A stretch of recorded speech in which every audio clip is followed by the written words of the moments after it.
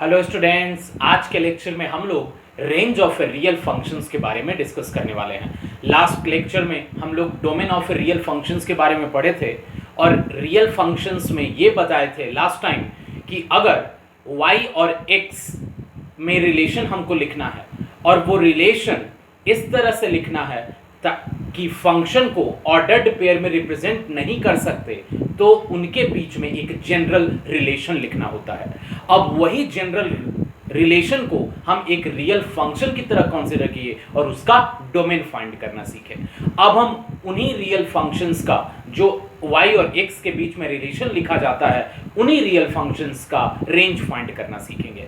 तो range find करने से पहले सब लोग को फंक्शंस का डोमेन का कॉन्सेप्ट क्लियर होना चाहिए, क्योंकि जब तक तुम फंक्शन का डोमेन नहीं फाइंड करोगे उस फंक्शन का रेंज फाइंड करने में प्रॉब्लम होगा। तो रेंज किसी भी फंक्शन का फाइंड करना तभी समझा सीखा जा सकता है जब तक तुम डोमेन नहीं फाइंड करते हो। इट मींस डोमेन फाइंड करोगे, रेंज तुमको आसानी से कैलकुलेट करने आ जाएगा। तो आखिर रेंज क्या होता है सबसे पहले ये डिस्कस कर लें और उसके बाद कुछ क्वेश्चंस के थ्रू हम देखेंगे फंक्शंस का रेंज फाइंड करना। तो अगर हम बात करें सबसे पहले रियल फंक्शन की, तो let y is equal to f of x is a function. Suppose y is equal to f of x एक फंक्शन है, तो इस सेंस में हम इसको बोलते हैं y is f image of x। और बोले थे रियल फंक्शन में जो डोमेन और को डोमेन होता है वो रियल नंबर का सबसेट होता है। तो ऐसे केसेस में डेफिनेट है हम फंक्शंस को ऑर्डर्ड पेयर के फॉर्मेट में नहीं लिख पाते, तो general relation between y and x लिखना होता है। तो अब वही जनरल रिलेशन गिवन होगा और रेंज फाइंड करना होगा। तो सपोज ये फंक्शन है, इस फंक्शन का डोमेन हमको d मिल चुका है, क्योंकि जब तक डोमेन नहीं पता होगा हम उस फंक्शन का रेंज नहीं फाइंड कर पाते। तो हम इस फंक्शन का डोमेन एज्यूम कर रहे हैं d and let domain of this function, domain of f is equal to capital D. तो then range is what? तो it means domain D है तो इसके डोमेन में जितने भी पॉसिबल एलिमेंट्स हैं, जितने भी नंबर्स हैं, उन सारे नंबर्स का corresponding f image value range होता है। तो डोमेन जनरली रियल फंक्शन में एक इनफाइनाइट सेट होता है, बहुत सारे होते हैं। तो जब डोमेन इनफाइनाइट सेट है तो हर एलिमेंट का इंडिविजुअली f इमेज फाइंड करना पॉसिबल नहीं है। तो हम इसका रेंज कैसे फाइंड करेंगे, इसके लिए सबसे पहले हम जनरल प्रोसेस समझेंगे। तो मेन समझो रेंज क्या होता है। तो range is the all possible f image of x belongs to its domain.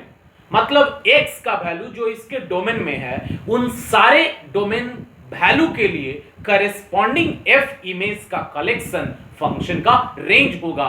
अब वो एक या दो या तीन नहीं है, वो इनफाइनाइट होता है। तो इनफाइनाइट को हम एक एक करके फाइंड नहीं कर सकते। तो कैसे करना होगा, इसी के जनरल प्रोसेस के बारे में पहले बात कर लें। तो अगर डोमेन D है तो देन कलेक्शन ऑफ ऑल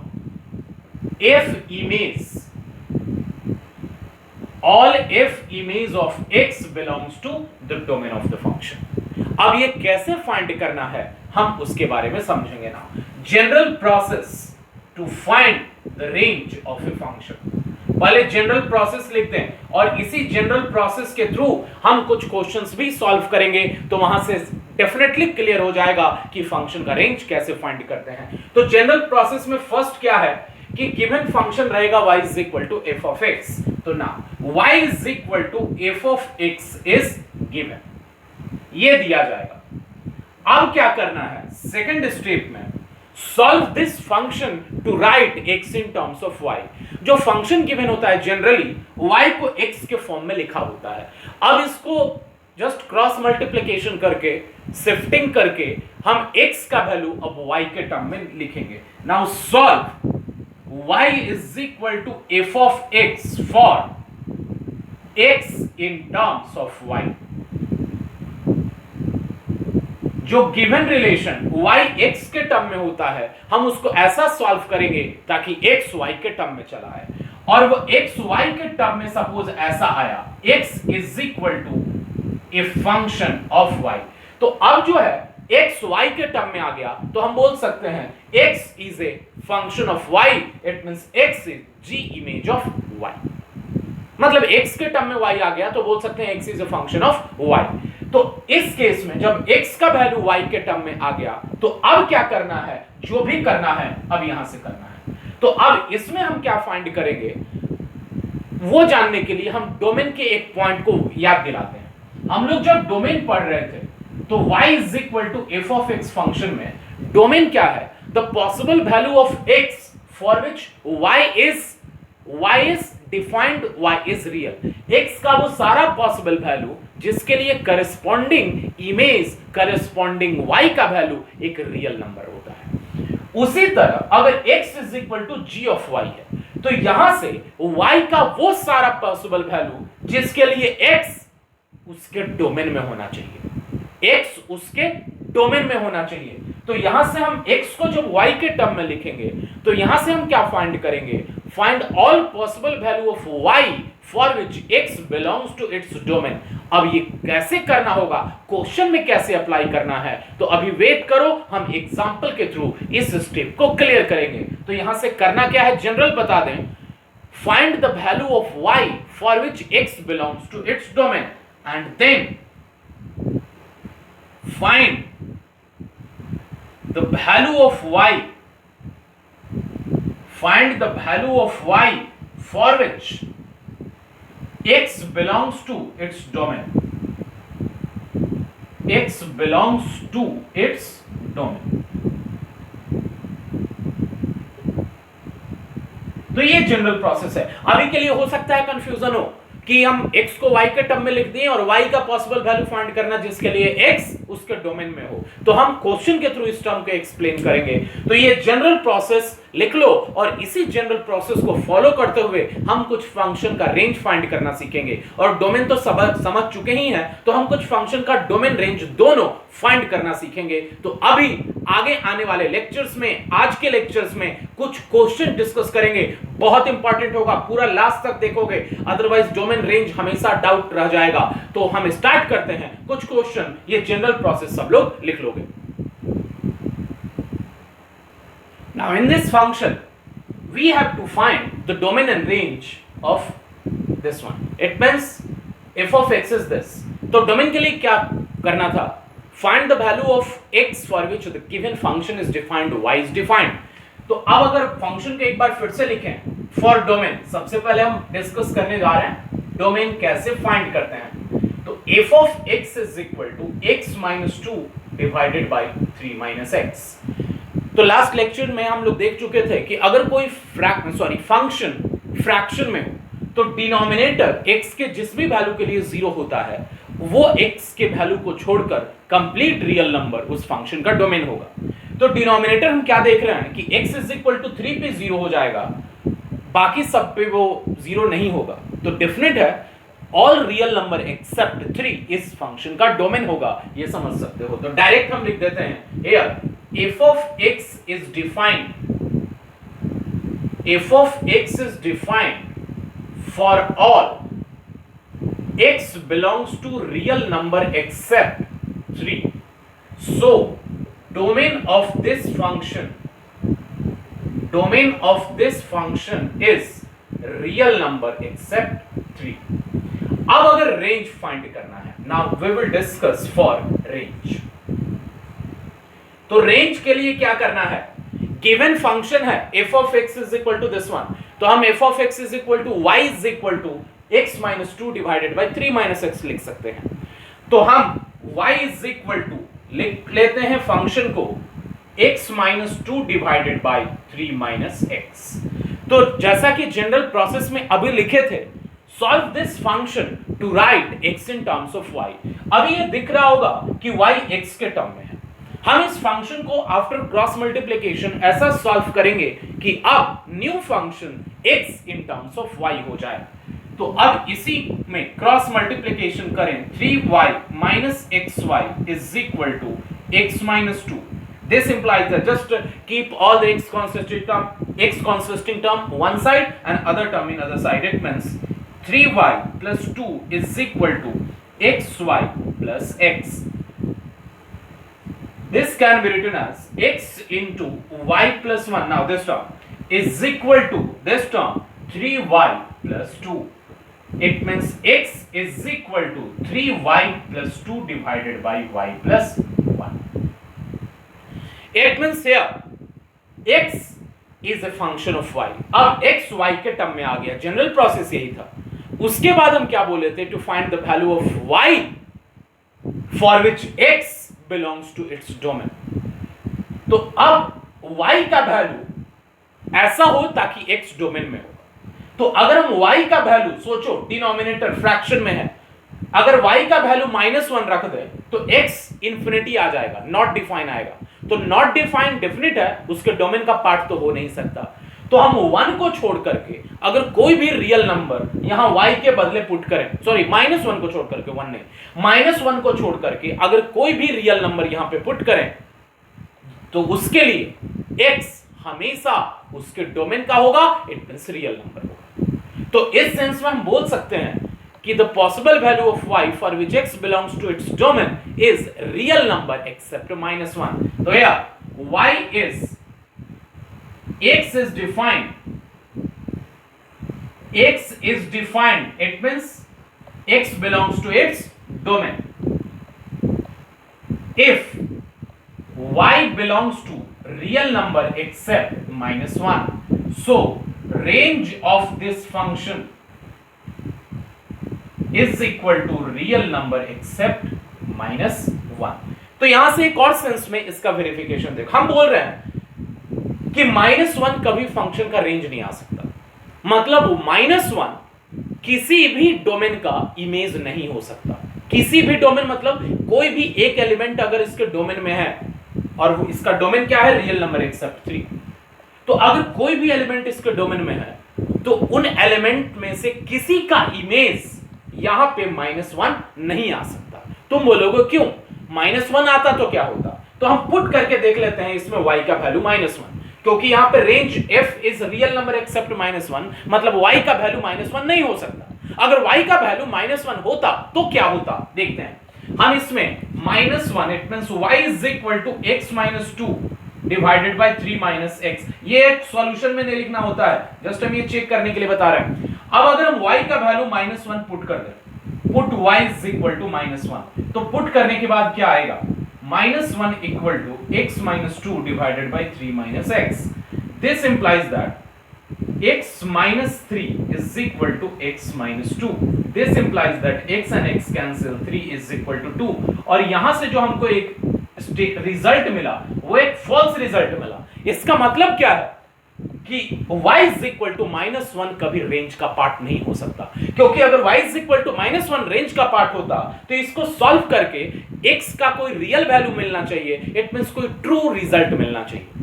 तो यहां से जो रिजल्ट मिला वो एक फॉल्स है. इसका मतलब y is equal to -1 कभी भी रेंज का पार्ट नहीं हो सकता. जस्ट ये यहां से वेरीफाई भी हो रहा है. तो रेंज फाइंड करने के लिए करना कुछ नहीं है. Given function y is equal to f of x है, उसको सॉल्व करना है ताकि x y के टर्म में चला है. और जब x y के टर्म में चला है तो ठीक उसी तरह से उसको ट्रीट करो जैसा तुम y is equal to a function in terms of x के लिए करते थे. All possible value of x for which y is defined वो डोमेन होता है.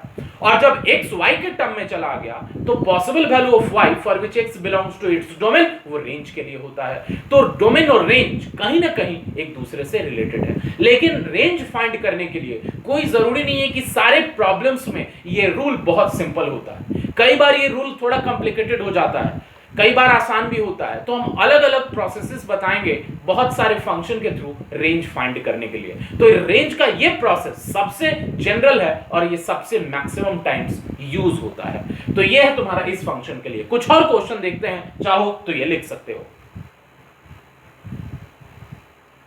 तो अब एक क्वेश्चन देखते हैं. We have to find the range of each of the following given problems, given functions. तो अब सबसे पहले एफ ऑफ एक्स गिवन है, first one 1 by root under x minus 5। तो हम इस तरह के फंक्शन का लास्ट लेक्चर में डोमेन फाइंड करना सीखे थे।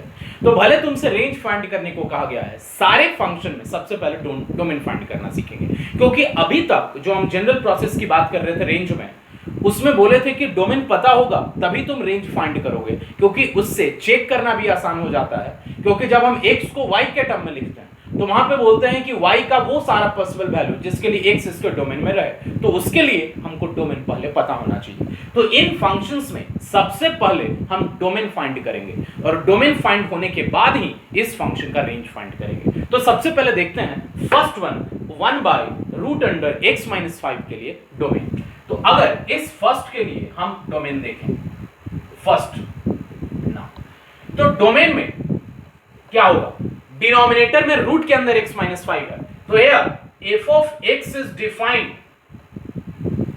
f of x is defined if the term present inside the square root must be greater than or equal to 0, but if it is in denominator it can never be equal to 0. It means there is only one possibility, x minus 5 greater than 0. Now we can solve easily x greater than 5. It means the domain of this function is 5 to infinity. तो ये domain मिल गया, easy था। अब range के लिए देखते हैं।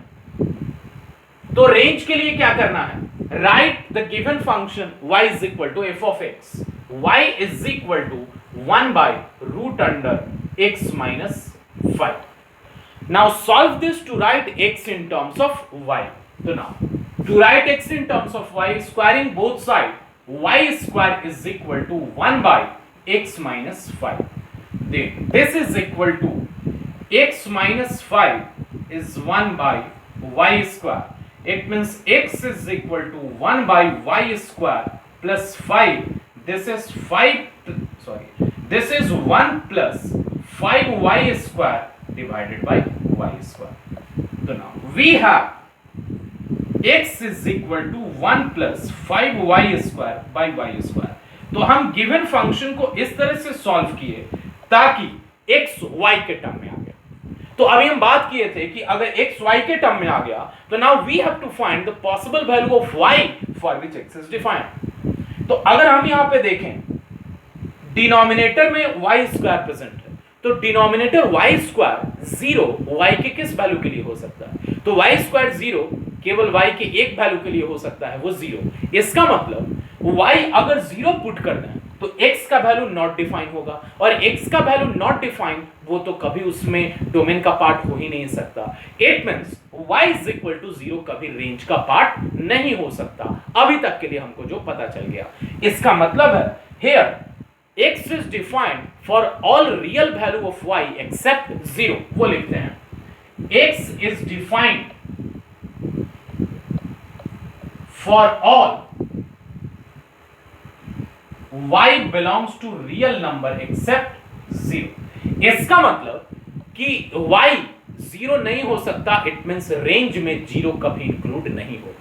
सोचो अगर रेंज में 0 आ जाता तो क्या होता, तो जस्ट चेक करने के लिए बता रहे हैं। अगर रेंज में यहां 0 आ जाता तो क्या होता, तो रेंज में सोचना y इज इक्वल टू 0 आने का मीनिंग क्या है, it means f of x y 0 1 by root under x minus 5। It means ये क्रॉस मल्टीप्लिकेशन होगा 0 इज इक्वल टू 1, ये एक फॉल्स रिजल्ट मिल जाएगा। इसका मतलब कि यहां से जो हमको मिला कि 0 can never be part of its range, वो बिल्कुल सही है। इट मींस जो मेरा फाइनल रेंज है यही रहेगा, real number accept 0। It means range of this function, ये सॉल्यूशन में लिखने की जरूरत नहीं होती है, बार बार हम चेक करके तुमको बता रहे हैं, तो ये सॉल्यूशन में नहीं लिखोगे।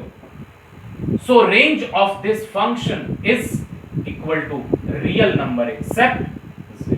तो ये हो गया इस फंक्शन का डोमेन रेंज। तुम धीरे धीरे कुछ क्वेश्चंस पढ़ोगे, देखोगे, अच्छे से ऑब्जर्व करोगे, तो तुमको डोमेन रेंज दोनों का कॉन्सेप्ट बहुत अच्छे से समझ आ जाएगा। लेकिन जल्दबाजी में सीखने की कोशिश करोगे, वो वहीं पे डोमेन रेंज कॉम्प्लिकेटेड लगना स्टार्ट होता है। तो पेशेंस रखो और एक एक प्रॉब्लम्स को अच्छे से ऑब्जर्व करो। नेक्स्ट प्रॉब्लम देखते हैं, ये सब लोग नोट डाउन कर लो। तो अब देखते हैं सेकंड के लिए डोमेन।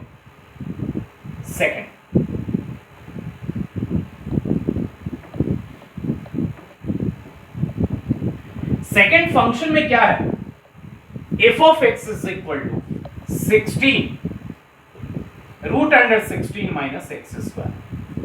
तो ऐसा कुछ टर्म हम last time root under 4 minus x square के लिए देखे थे, तो उसी तरह का टर्म यहां पे लिखते हैं। सबसे पहले f of x तभी डिफाइंड रहेगा जब रूट के अंदर का टर्म ग्रेटर देन और इक्वल टू 0 रहेगा। तो सेम उसी तरह का process, f of x is defined if the term inside square root 16 minus x square greater than or equal to 0.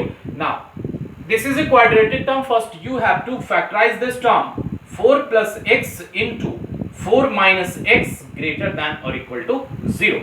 Now there is two linear term, just individually equate the both linear term is equal to 0 and find the value of x.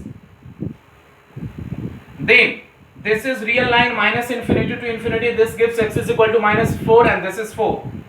So now this is minus 4 and 4. There is total 3 section, and in each section, first section, second section and third section, in each section you have to check the sign of this complete function in every section. मतलब in each section तुमको इन सब का sign check करना है, मतलब इन सब का मतलब इस टर्म का साइन चेक करना है। ऑलरेडी हम पहले देख चुके थे, ये आसानी से कर सकते हो। तो जब तुम करोगे हर सेक्शंस में एक वैल्यू सेलेक्ट करके, तो तुमको इसमें पॉजिटिव दिखेगा, इसमें नेगेटिव और इसमें नेगेटिव। तो ये हम लोग जो नाम रखे थे वो वेवी कर्व नाम मेथड रखे थे।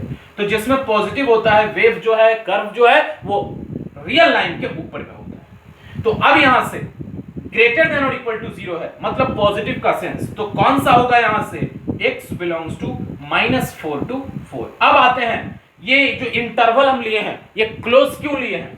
क्लोज का मतलब है कि अगर हम x का वैल्यू -4 और 4 रखते हैं तो ये कंप्लीट टर्म 0 हो सकता है। और f of x is equal to 0 अगर आएगा, x is equal to 4 और -4 के लिए, इसका मतलब वो एक रियल नंबर है। 0 भी एक रियल नंबर है, मतलब वो डिफाइंड है। तो -4 और 4 भी इस फंक्शन के डोमेन का पार्ट हो सकता है, इसलिए ये इसके क्लोज इंटरवल में है। अब आते हैं मेन इसके रेंज के लिए। कुछ ऐसा ही है, लेकिन इससे कुछ तुमको सीखने को मिलेगा, तो अच्छे से ऑब्जर्व करोगे। तो रेंज के लिए हम y is equal to square root of 16 minus x square लिखें।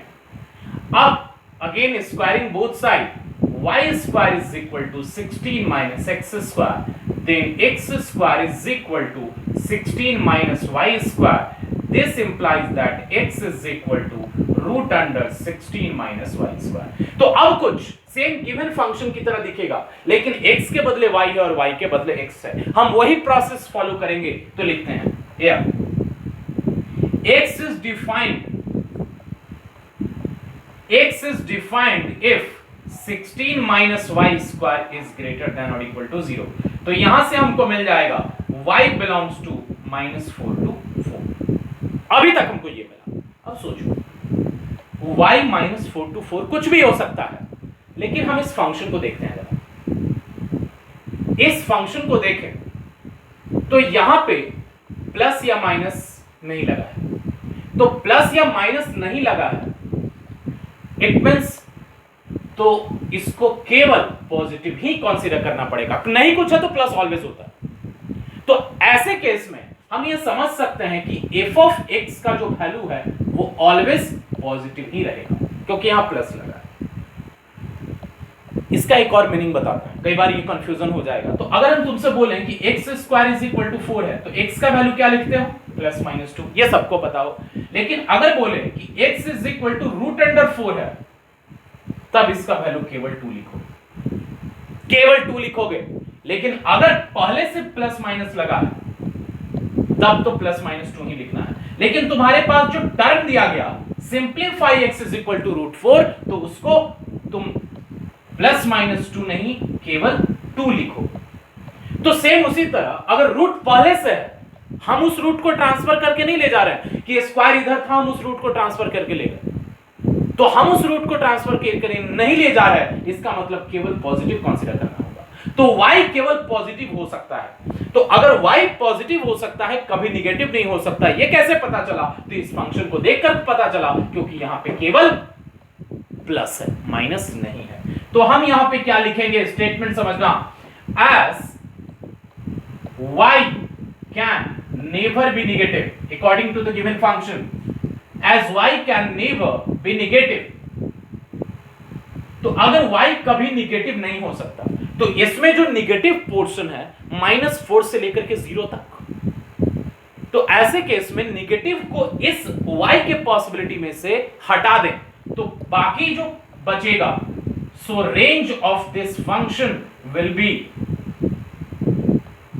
0 to 4। अब समझ सकते हो ये कैसे आया। इसमें से निगेटिव पोर्शन -4 to 0 को हटा दिए, तो उसके बाद जो पॉजिटिव सेक्शन बचता है, मतलब नॉन निगेटिव सेक्शन, पॉजिटिव नहीं बोलेंगे, नॉन निगेटिव सेक्शन, तो नॉन निगेटिव सेक्शन 0 to 4 होता है। इट मींस यही फंक्शन का रेंज होगा। ये बहुत इंपॉर्टेंट कॉन्सेप्ट तुमको बताएं, अच्छे से समझना। मेन y का पॉसिबल वैल्यू ये आता है, तो कई बार जल्दबाजी में तुम रेंज यही लिख दोगे, लेकिन हम इस फंक्शन की तरफ जाएंगे कि यहां से ये पता चला कि y कभी निगेटिव नहीं हो सकता, तो इसमें से निगेटिव पोर्शन को हटा लिया गया और जो पॉजिटिव पोर्शन बचा, पॉजिटिव सेक्शन बचा 0 to 4, वही इस फंक्शन का रेंज होगा। तो ये नोट डाउन कर लो, बहुत इंपॉर्टेंट प्रॉब्लम है। फिर देखते हैं थर्ड एंड फोर्थ।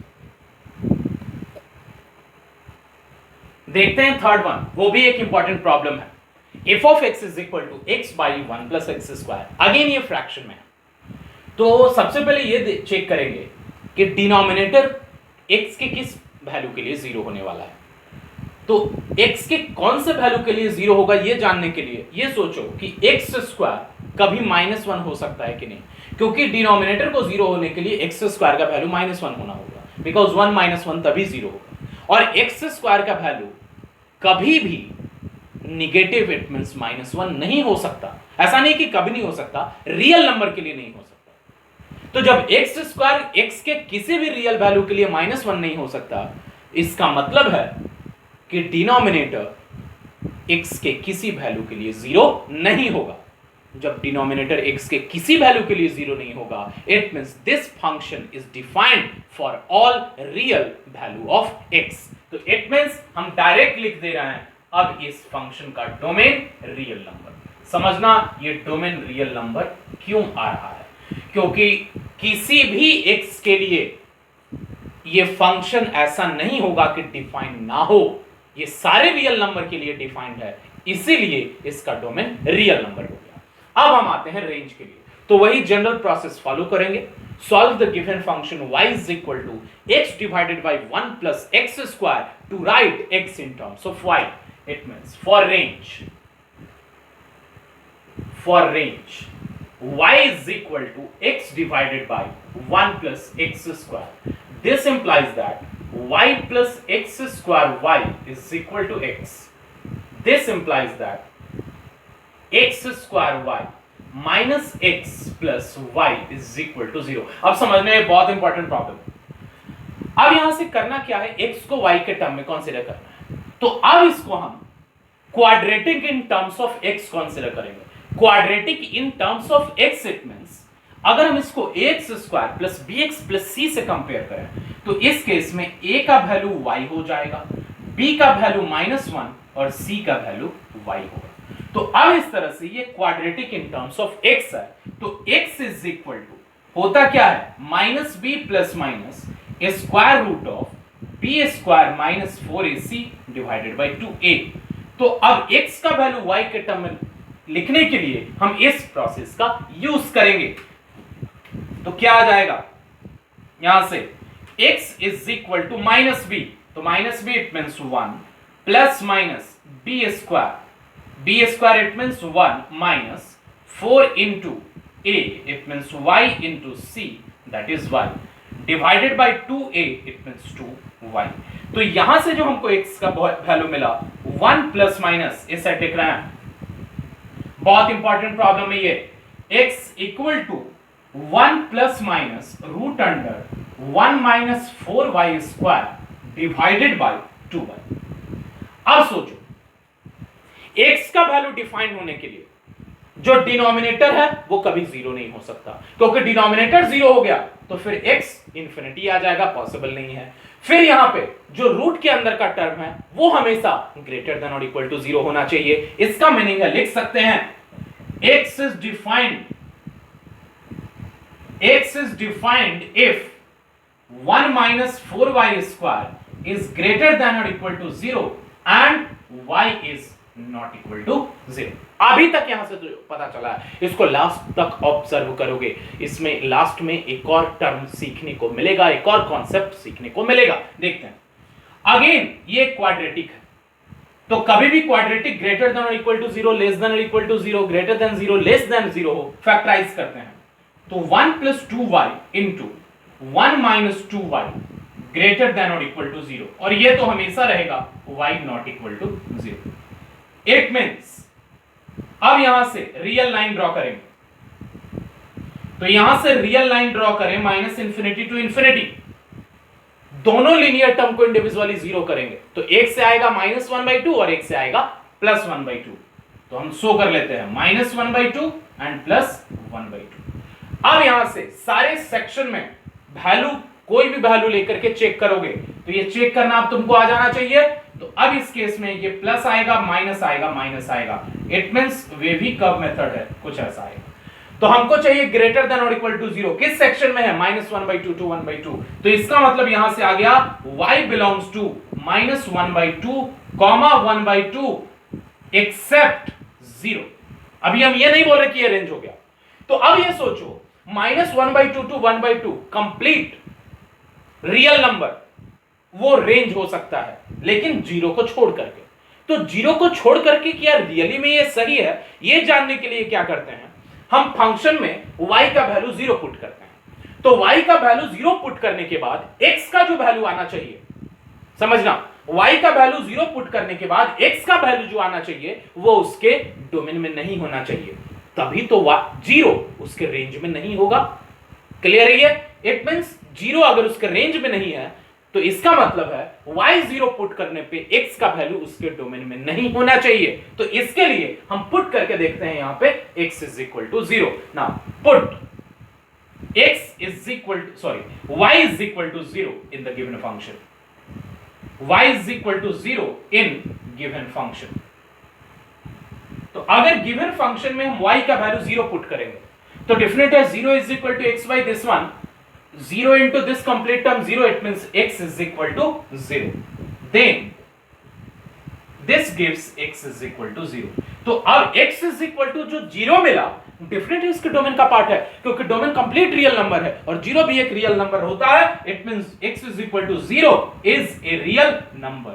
इसका मतलब है कि यहां से तो हमको पता चला कि 0 y का नहीं हो सकता पार्ट, लेकिन जब हम उसको फंक्शन में पुट किए तब हमको मिल रहा है कि नहीं, 0 y का पार्ट हो सकता है, क्योंकि y 0 रखने पे x का जो वैल्यू मिला वो उसके डोमेन में ही है।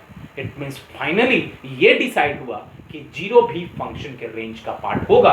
तो हम यहां पे y बिलोंग्स टू जो दिस वन एक्सेप्ट 0 किए हैं। अब फाइनल आंसर जब रेंज लिखेंगे तो केवल इतना लिखेंगे, अब 0 को भी रेंज में इंक्लूड करना पड़ जाएगा। सो फाइनली यहां लिख दे रहे हैं, so finally range of this function f is equal to -1/2 to 1/2। इस क्वेश्चन को एक बार दो बार जो बोले हैं स्टेटमेंट इसको एक्सप्लेन करने में क्या स्टेप यूज किया गया देखोगे तब तुमको समझ आ जाएगा।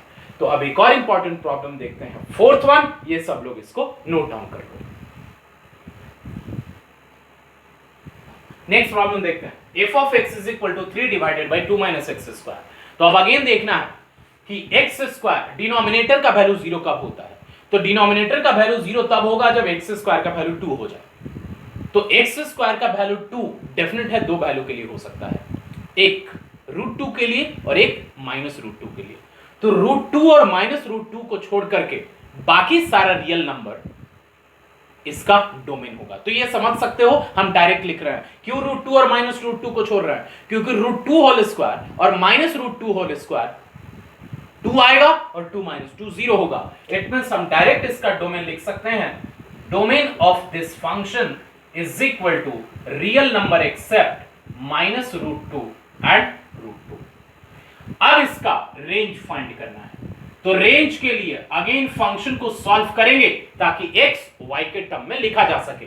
तो इसके लिए y is equal to 3 divided by 2 minus x square, then 2y minus x square y is equal to 3, then x square y is equal to 2y minus 3 implies that x square is equal to 2y minus 3 divided by y.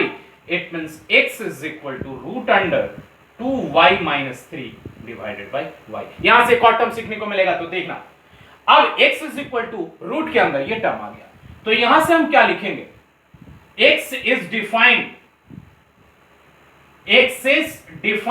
if the term inside the square root 2y minus 3 divided by y greater than or equal to 0. तो जब ये greater than और equal to 0 होगा तभी x defined होगा। तो उसके लिए हम क्या करेंगे, अब वो ध्यान से सुनना, एक कभी भी linear divided by linear greater than 0, less than 0, less than और इक्वल टू 0, ग्रेटर देन और इक्वल टू 0, मतलब कोई भी सिंबल हो लेस देन ग्रेटर देन से रिलेटेड, उस केस में हमेशा न्यूमरेटर लीनियर को 0 करेंगे, डिनोमिनेटर लीनियर को 0 करेंगे। मतलब जैसा भी हो, लीनियर इनटू लीनियर था तब भी हम वेविकर मेथड में वो देखें, और लीनियर डिवाइडेड बाय लीनियर है तभी वही प्रोसेस फॉलो करेंगे। तो हम अगेन यहां नंबर लाइन ड्रॉ करेंगे। नंबर लाइन ड्रॉ करने के बाद न्यूमरेटर में present linear term 2y minus 3 is equal to 0, y का वैल्यू 3/2 मिलेगा, और denominator y is equal to 0, तो एक 0 मिल गया और एक 3/2 मिल गया यहां से। अब ये 3 सेक्शन है, तो तीनों सेक्शन में एक एक करके चेक करना है। This is first section, second section and third section. तीनों सेक्शन में एक एक करके चेक करना है कि ये कंप्लीट टर्म उस सेक्शन में पॉजिटिव है या नेगेटिव। तो फर्स्ट सेक्शन में आते हैं, इसको कंप्लीट सॉल्व करते हैं। 0 के लेफ्ट में तो कोई भी एक नंबर -1 ले लेते हैं उसमें, तो -1 अगर यहां पुट करें तो 2 into -1 -2, -2 -3 -5, मतलब न्यूमरेटर निगेटिव रहेगा, और ये -1 लिए हैं तो निगेटिव बाय निगेटिव ये पॉजिटिव रहेगा। फिर उसी तरह 0 और 3/2 के बीच में एक नंबर 1 ले लो, तो 1 पुट करेंगे तो 2 - 3 डेफिनेट है निगेटिव और ये पॉजिटिव, इसका मतलब निगेटिव बाय पॉजिटिव निगेटिव, उसी तरह से चेक करोगे ये पॉजिटिव है। तो इसका मतलब हमको ये पता चला, this implies that y belongs to positive किस सेक्शन में है, तो -∞ to 0। अब ये आता है कि 0 क्लोज इंटरवल या ओपन इंटरवल। तो सोचना, अगर ये 0 को हम y में इंक्लूड कर लेंगे तो y अगर 0 हो जाएगा तो ये complete interval complete term not define हो जाएगा, डिनोमिनेटर में है, इसलिए यहां y में 0 को इंक्लूड नहीं करेंगे, इसलिए क्योंकि ये टर्म को नॉट डिफाइन बना देगा। अब आते हैं अगेन यूनियन, तो यूनियन 3/2 टू इंफिनिटी। तो अब हम यहां 3/2 को इंक्लूड कर रहे हैं क्लोज इंटरवल, तो इसलिए इंक्लूड कर रहे हैं क्योंकि न्यूमरेटर 0 हो सकता है, 0 डिवाइडेड बाय ये कांस्टेंट वैल्यू, ये इक्वल टू 0 यहां पे है, तो हम ये 3/2 को इंक्लूड करेंगे। तो ये y का पॉसिबल वैल्यू मिल गया। तो इसका मतलब है कि जो रेंज है वो रेंज इसी में से होना चाहिए। तो तुमको दिख रहा होगा इसी में से, it means real number accept, ये तो डोमेन है, सॉरी ये डोमेन है, तो जो रेंज हमको मिल गया यही पॉसिबल वैल्यू मिल गया, इसमें और कुछ चेक करने की जरूरत नहीं है। तुम बोलोगे यहां पे 0 को इंक्लूड किया है, तुम यहां पे 0 पुट करके देखो, अगर ये 0 पुट करोगे तो this into 0 0 is equal to 3 false result मिलेगा। हम ये बोल रहे हैं बार बार कि हम जो रेंज में इंक्लूड नहीं कर रहे हैं, अगर तुम उसको रेंज में इंक्लूड करके देखोगे, फंक्शन में पुट करोगे तो वहां से एक फॉल्स रिजल्ट मिल जाएगा। तो तुम इस तरह से फंक्शन का रेंज फाइंड कर सकते हो, यही हो गया फाइंड फंक्शन का range. So range of the function is -∞ to 0 union 3/2 to infinity. हम कुछ और भी प्रॉब्लम्स देखेंगे डिफरेंट टाइप का। ये सारे प्रॉब्लम्स देखने से तुमको कुछ डोमेन और रेंज फाइंड करने से रिलेटेड स्टेप्स पता चलेंगे कि हम कैसे यूज करते हैं। नेक्स्ट प्रॉब्लम देखते हैं। तो इसी में एक और क्वेश्चन देख लेते हैं, 5th number. F of x is equal to x² divided by 1 + x²। हम लोग ऐसा एक क्वेश्चन देखे थे जिसमें न्यूमरेटर में x था लेकिन x² है, तो ऐसा नहीं कि थोड़ा सा चेंज होगा, इसमें बहुत कुछ बदल जाने वाला है, लेकिन डोमेन सेम रहेगा। क्यों सेम रहेगा, इस पे आते हैं। 1 प्लस एक्स स्क्वायर कौन से x के लिए 0 रहेगा, तो डिनोमिनेटर 0 होने के लिए एक्स स्क्वायर माइनस 1 होना चाहिए, और एक्स स्क्वायर माइनस 1 एक्स के किसी भी रियल वैल्यू के लिए पॉसिबल नहीं है। इसका मतलब कि domain is complete real number, domain real number आ गया। तो अब रेंज के लिए देखते हैं। तो रेंज के लिए हम again y is equal to given function लिखेंगे एंड उसको सॉल्व करेंगे ताकि x y के टर्म में आ जाए। तो करते हैं, y is equal to x square divided by 1 plus x square, cross multiplication y plus x square y is equal to x square. x consistent term को वन साइड कर लेते हैं, x square minus x square y is equal to y। It means x square into 1 minus y is equal to y. X square is equal to y divided by 1 minus y. It means this implies that x is equal to root under y divided by 1 minus y. तो अब again linear by linear, root के अंदर है तो complete term greater than और equal to 0 होगा ताकि x defined हो सके। तो now x is defined if y divided by 1 minus y is greater than or equal to 0। तो अगेन लीनियर बाय लीनियर है तो दोनों को हम इंडिविजुअली 0 करेंगे। First draw a real line minus infinity to infinity, then y is equal to 0 और यहां से y is equal to 1 आएगा, हम डिनोट करेंगे।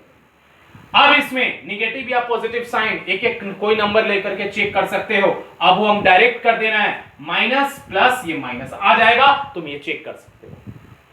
जब ये माइनस प्लस माइनस आ गया तो कंप्लीट टर्म ग्रेटर देन और इक्वल टू 0 चाहिए इस इंटरवल में। तो यहां से क्या मिला, y बिलोंग्स टू, तो अब आते हैं 0 to 1 है, तो अब 0 इंक्लूड होगा या नहीं होगा, 1 इंक्लूड होगा या नहीं होगा, उस कॉन्सेप्ट।